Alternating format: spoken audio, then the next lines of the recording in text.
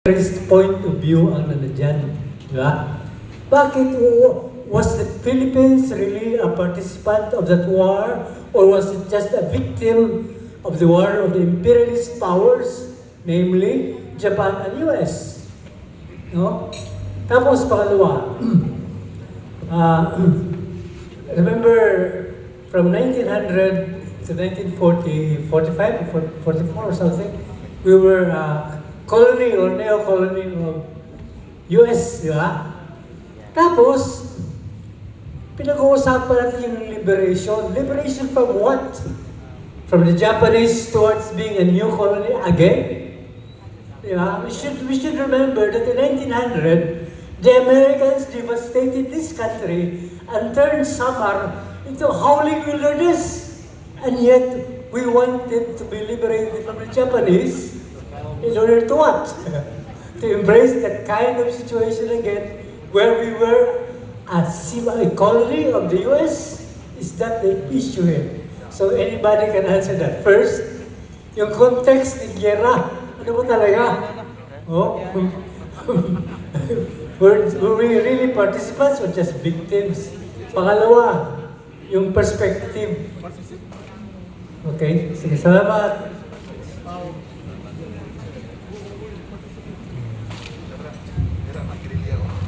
Okay, that's a question that is often asked.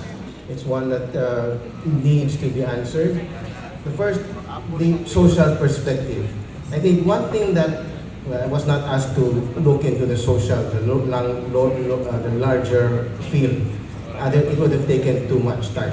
It takes me one class, one semester for undergraduate class to deal with all of that. Now, was it our war? There were people who said it was not. But in the end, if you look at the way the guerrillas responded, it was our war. When Philippine cities are bombed without warning and without any discrimination, Baguio was bombed even before the declaration of war. People died there. The bombing of Manila, civilians died.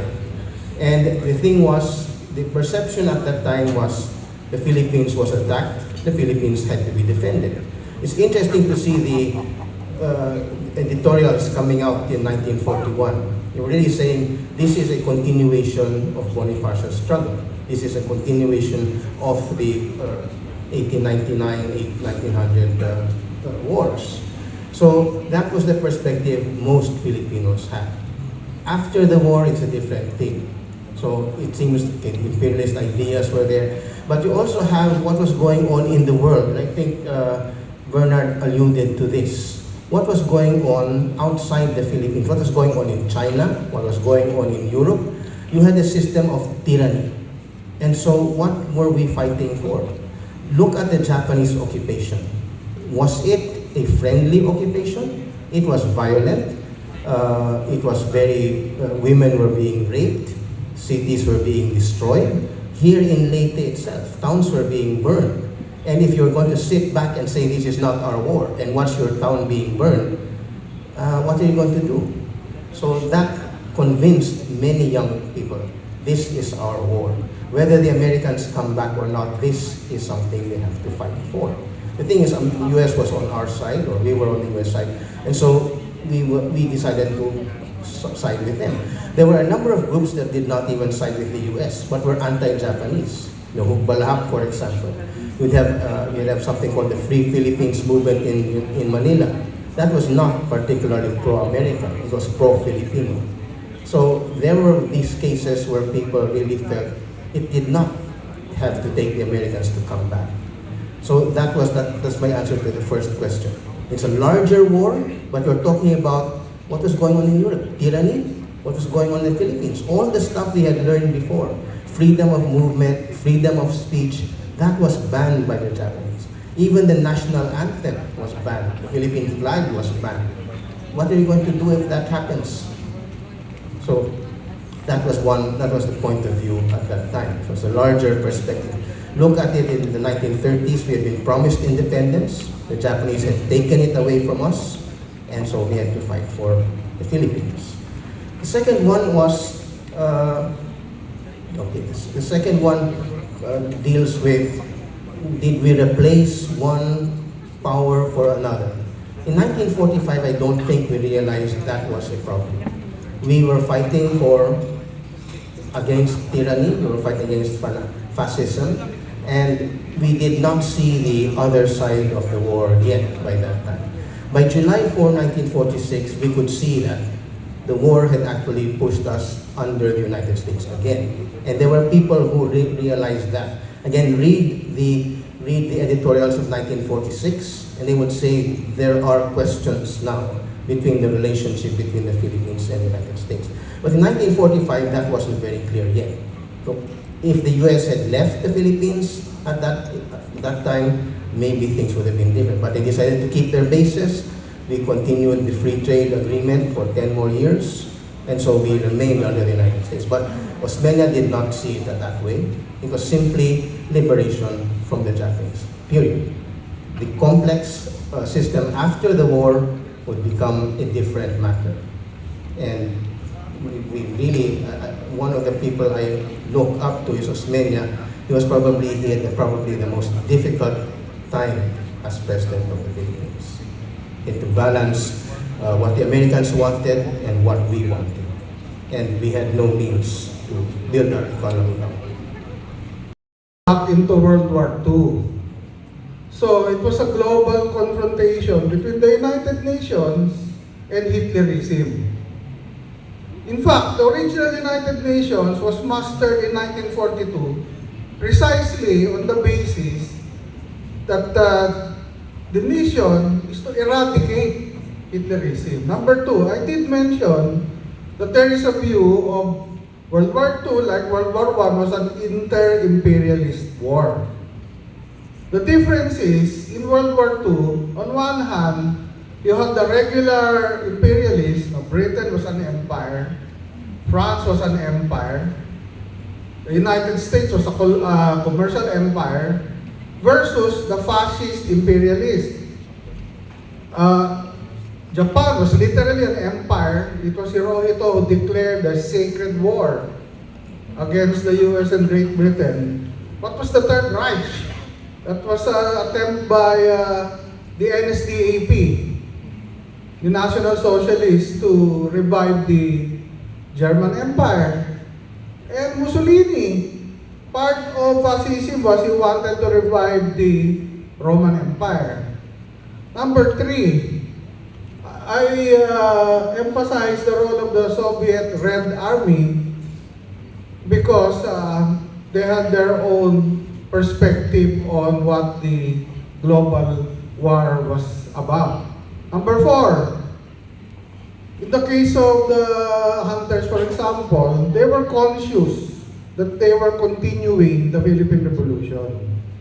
And if you remember, that was the opening in the book of Renato Constantino, that Philippine resistance during World War II was a continuation of the Philippine Revolution. And finally, two more points.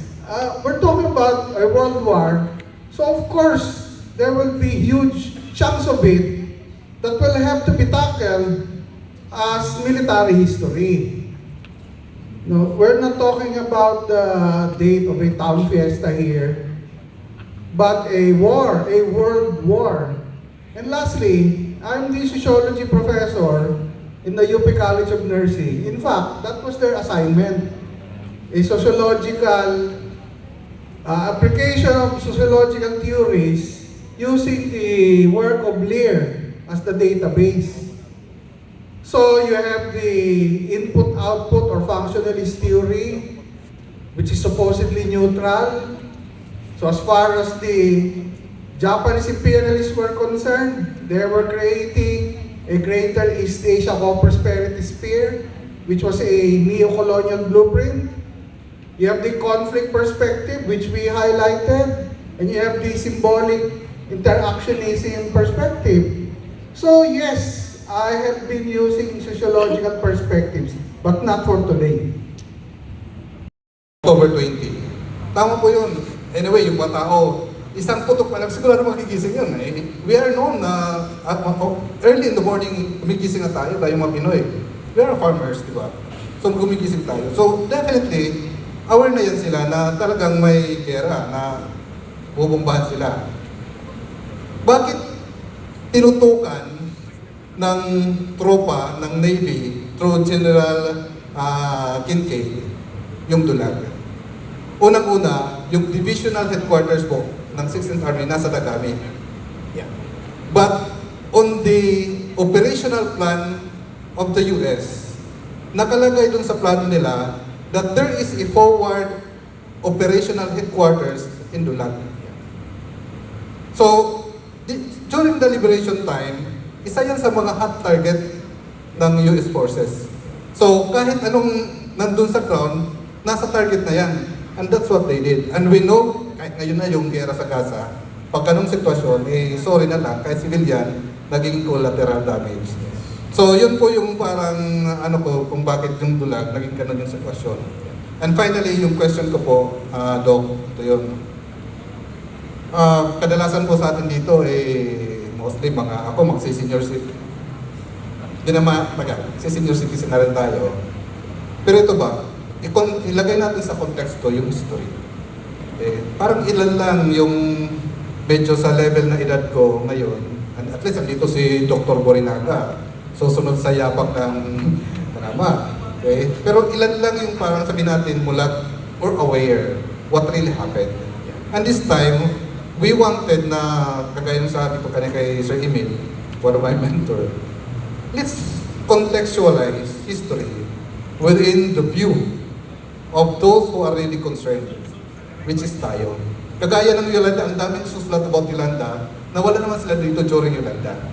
Pero tayo na nandito, mostly, ewan ko lang, kasi medyo busy yata tayo kung ano lang. Same also with history. Okay? So yung tanong ko, Doc, paano natin i-contextualize sa mata ng mga kabataan ngayon, yung relevance, what happened 80 years ago? And kanina I recall yung sinabi ni Governor na mapagkompetensyan mo yung Spider-Man sa isang World War II na movie. Obviously lang, ang awan yung World War II, andito yung hatak sa Spider-Man. Kanina nag-usap kami ni Gov at saka kay Mayor, sabi ko, maybe next week punta ko dyan sa inyo. Kasi po may aklat ako ngayon na pang-apat na ito, a novel. Kasi yung dalawa about COVID-19 and terrorism, yung pangalawa about Gaza. Yung genre po is mostly historical, military, suspense, parang gano'n. Why not itong experience natin dito? Although yung una, nasa mind ko, ano kaya para ma-ingkan yung mga kabataan na makinig sa history? Why not gawa tayo ng novel, story, The Love Life of MacArthur? Diba? Kasi yan yung genre ngayon, Korea. Tingnan natin yung